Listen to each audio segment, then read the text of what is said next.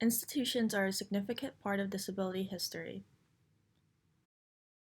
Disabled people are members of an oppressed group, and disability rights are a civil rights issue.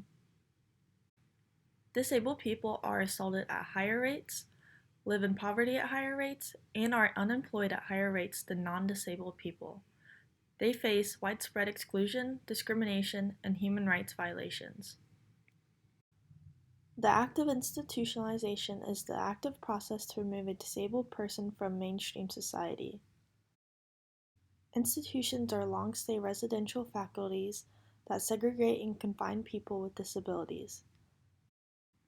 Institutions have a regimented culture and process people in groups and discourage individuality.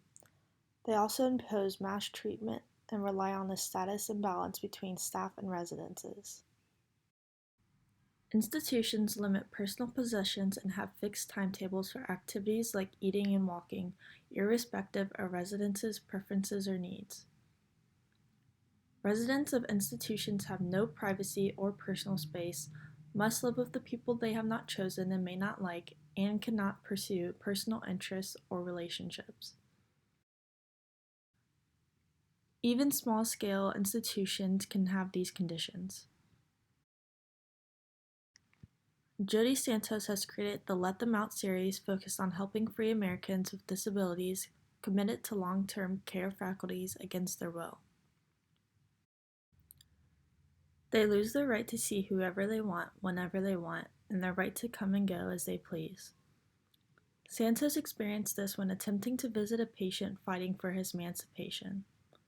She was immediately escorted off the premises by police within minutes of entering this locked U.S. faculty. People with disabilities, intellectual, developmental, and physical, have become big businesses in the U.S., and corporations are chasing the money. In the wake of deinstitutionalization, there is no longer a vast asylum system there once was.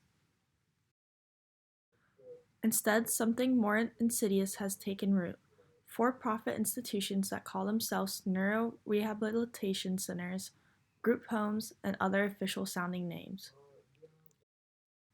This multi-billion-dollar industry shapes how the institutional care system operates, from the type of care patients receive to how much states pay for it. Recently, the CW has debuted a new show, In the Dark.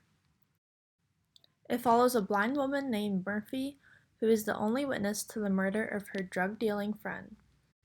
Murphy is played by Perry Matfield, who is not blind. This is an example of a non-disabled actor taking a role from a disabled actor. By making this cast choice, they failed to look for someone who could give a genuine performance as a blind woman.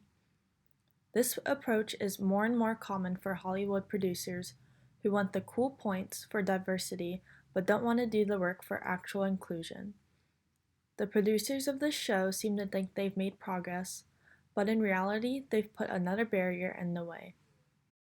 Institutionalized ableism can be defined as the societal systems that reinforce ableist practices. Disability metaphors are frequently used in our culture. Words like paralyzed, lame, crippled, schizophrenic, diseased, sick are too often used. Too often used insults also include deaf, dumb, blind, idiot, moron, crazy, insane, lunatic, psycho. These words have tremendous power. These words were once terms of oppression, and every time someone uses one, they fail to have respect for the history of disabled people. They also failed to consider those who lived in conditions of extreme abuse, poverty, neglect, and those who suffered from disease and malnutrition. The issue of using a body as a metaphor is that people actually live in these described bodies. They are more than paralyzed legs or deaf ears or blind eyes.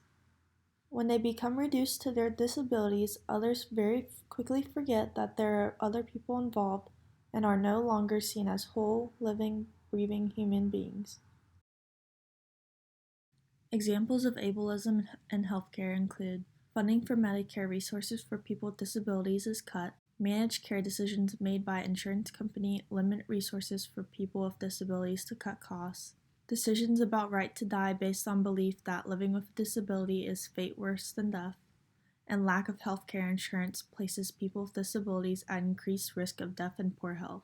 In government, lack of accessibility or assistive technology enabling people with disabilities to participate in local government meetings, cutting funds for programs that benefit people with disabilities and focus on privatizing services based on for-profit jeopardizes support for programs with people with disabilities. In education, children with disabilities segregated from students in other classes. Classrooms do not have assistive technology for learning. Class trips are planned without checking to see if places to visit are accessible for students with disabilities. Staff development programs do not include information about universal instructional design, and students with disabilities are not part of curriculum materials, books, and videos. In sports, assumption that persons with a physical disability should not compete with normal athletes, unfair competition, like PGA disallowing golfer who needs to use a golf cart, sport drug rules that exclude people with disabilities, like asthma medication, and assumptions that able-bodied athletes are superior to disabled athletes when comparing Olympics and Paralympics.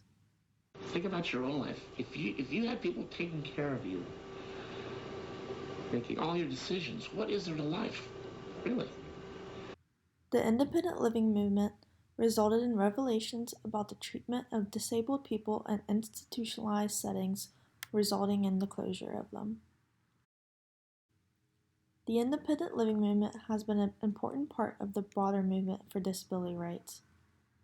It is based on the premise that people with even the most severe disabilities should have the choice of living in the community. This can be accomplished through the creation of personal assistance services, allowing an individual to manage his or her personal care, to keep a home, to have a job, to go to school, worship, and otherwise participate in the life of the community. The independent living movement was begun by disabled people in the USA in the 1960s. When one examines the ways people with disabilities have shaped this history, it becomes clear that they cannot be viewed merely as passive victims of an oppressive system. They have been instrumental in challenging institutionalization in multiple ways through forms of self-advocacy, such as the independent living movement. The development of the disability rights movement and a positive disability culture has led to greater self-determination and independence for many people with disabilities. Yet some in disability studies have argued that independence and autonomy are not the only goals to be celebrated. In fact, the devaluation of disability can be seen as a consequence of privileging these values above all else. For some individuals, independent living may never be possible. Congress passed the Americans with Disability Act in 1990. This landmark legislation included key anti-discrimination protections for the disability community. These protections were leveraged less than a decade later in the landmark Supreme Court case, Olmstead v. LC, which found that forcing disabled people into institutions violated the ADA. There has been major progress towards equality in the workplace, schools, and communities since then.